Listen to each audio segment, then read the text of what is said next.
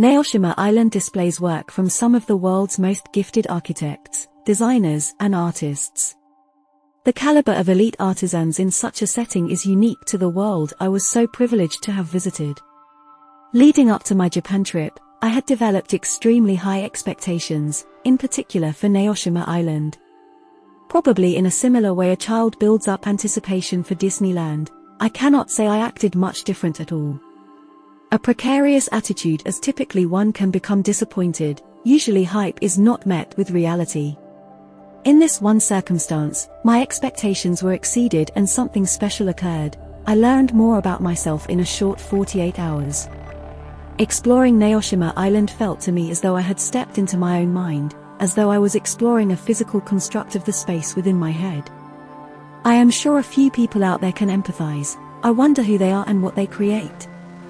I suppose this feeling was validating. I felt understood and at peace with my thoughts, allowing me to become unguarded and playfully innocent, absorbing everything I encountered through a childlike perspective.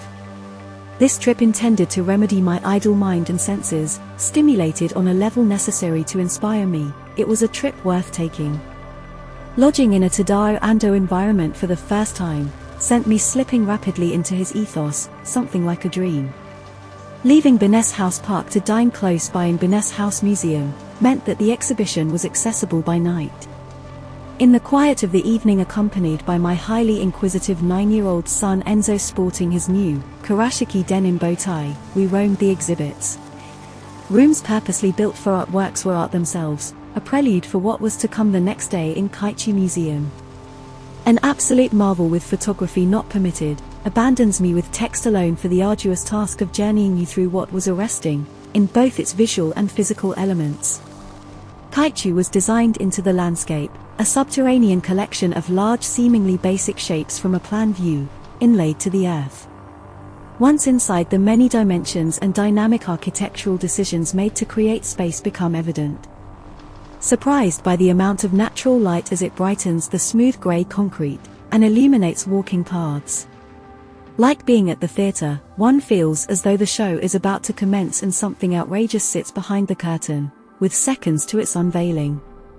With this anticipation building, you are fed slight reveals. As the curtain is an inch off the ground, Ando gives you a courtyard filled with rocks and a scenographic pathway, transforming visitors into design elements. The journey continues in a similar fashion until you reach the main gallery. The curated artwork is breathtaking, surprising and awe-inspiring. I have viewed Claude Monet's water lilies many times, even visited the real thing in Givigny, France. Could this be why I was so mesmerized by the floor? Had I seen enough of Monet, I wondered. No, of course not, that will never happen. However, I had completely floated past Monet, peering straight to the ground at the hand-cut and polished cubes of white stone, so remarkable in themselves that I swept my hand over the textured surface while I gasped in awe, then looked up and did the same again. Oh, I thought to myself, all is normal again. Elevated in excitement for what was to be unveiled next, James Turrell, a revered contemporary artist, one I admire greatly. In a line I waited behind other curious people, each taking off their shoes. I thought perhaps another floor to rival the artwork. Rather, it was a staircase leading to a large rectangular light on the wall. Little impressed, we were instructed to walk all the way up. We each paused once our noses were about to touch the wall, and the gallery staff insist we continue walking. Perplexed, we hesitantly took a step forward into what was not a wall at all. It was an ingenious play on light, generating a very tactful illusion. Moving on, we hold hope high that the next exhibit will be as alluring in its aesthetic and as challenging in its concept. I have seen many impressive rooms filled with artwork or giant sculptures, yet truly, none had prepared me for this. Perhaps, close enough would be Memory by Anish Kapoor in the Guggenheim Museum, New York in 2010, however, still not as arresting. Confronted with simple design elements which fill a grand, concrete, cubic room composed from every perspective.